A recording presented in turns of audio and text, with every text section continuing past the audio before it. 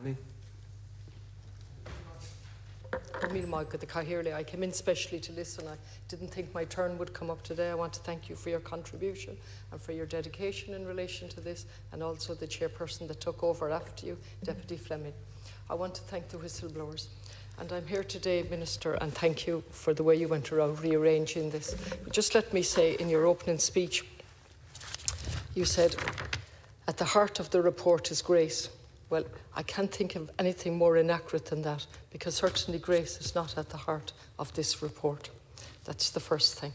And in preparation for this, and thinking I was speaking next week, I went back over, Chairperson, the all the reports that you're very familiar with, the Divine Report, the Dignum Report, the Resilience Report, with the personnel that previously worked for the Health Executive, as you've already pointed out, and then a company was formed, and then they investigated themselves. The Divine Report and the Dignum Report, all of which were delayed in their publication, none of which is outlined anywhere as to why they were delayed. Reasons were given because of Garda investigations. That wasn't confirmed at all in any of what I read. And then we have the brave social workers. And not alone have we a pseudonym for grace, we now have to a pseudonym for the whistleblowers as well. Such is the state of fear, horror and regret that this whole thing has engendered, and we have the whistleblowers coming forward telling us that really they'd never do it again.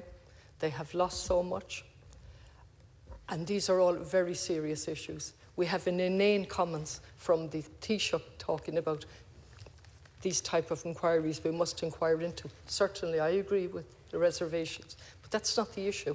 The issue at the moment is, how have we got to this point? And let me just read out the High Court, please. I don't usually refer to my phone, but this is when the settlement was reached of 3.6 million. And we had Peter Justice Kelly, who put a face on this woman, Grace, as the Las Concorla has done. As well as outlining the facts which have already been outlined, he said, "It remains a mystery why the decision to remove her being Grace, against which the foster family made representations to the Minister for Health, was not acted upon." Remember now, the foster parents made representations to the Minister for Health, and I might get a chance to come back to that. "It remains a mystery why they were not acted upon, and was later reversed by a 3-person Health Board committee." And of course, Chairperson, you might remember there was a lot of interplay on 2 Public Accounts Committee as to who exactly this panel was and who these people were and whether they still worked for the Health Executive or not. And we were told they didn't, and then subsequently found out that they did, and so on. Justice Peter Kelly, were it not that a commission of investigation had been set up, he would have insisted on answers to many questions, including what extraordinary hold the foster family had over the Health Board committee, which led to Grace being left with the family in the teeth of professional and social work advice. And then he hoped, Las Concorla, that the commission would get to the bottom of this. So had the commission not been set up, Judge Peter Kelly would probably have done a better job in getting to the reasons as to why he felt he could rule a settlement of 3.6 million for Grace. And we have a commission that tells us what we already know, that the standard of general care was not up to standard, that Grace's hygiene wasn't up to standard, that her dental, she had 7 teeth removed. And we need a commission to tell us that, when that had been clearly outlined, Minister, in all of the reports, whatever their deficits, all of that had been outlined. However, it had been outlined more acutely by the whistleblowers, which was utterly ignored. And then the major finding that there was an absence of oversight and monitoring. These are what I would say the positive findings of fact that we already knew from the social workers, from the reports that were hidden and subsequently came to life, from the information that was extracted over and over, and if you forgive me in my bad imagery, extracting teeth, particularly in the context of Grace, and 7 teeth.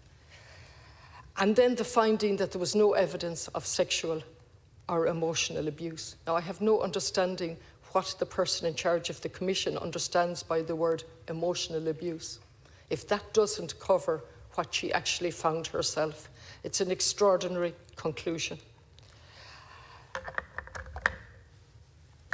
I don't think we're ready to decide where we go from this commission. I think the horror of what has happened to Grace and the other people who were in that home that have been ignored completely, 47, I don't think we can make decisions here today. I think it's our duty here today to look at what has happened, to analyse what this report has found and how could they come to that decision.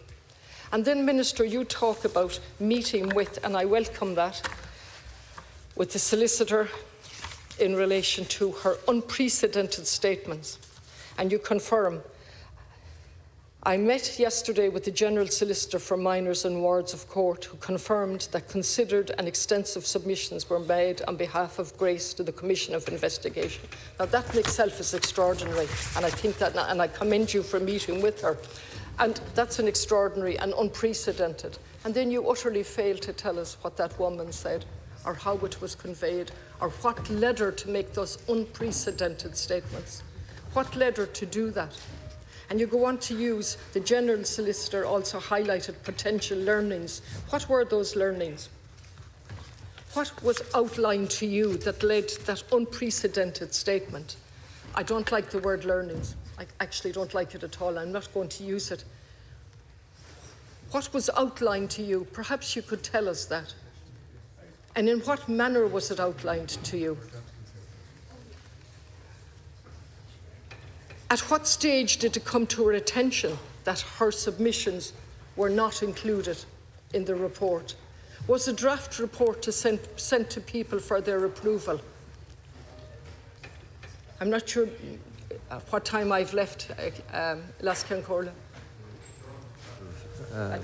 Deputy, but we'll come back in again, I think. That's next okay. Week. Am I finished? So if you propose the adjournment, okay. then we can resume at your time when it comes back in next week. I move the adjournment. Gurmargo.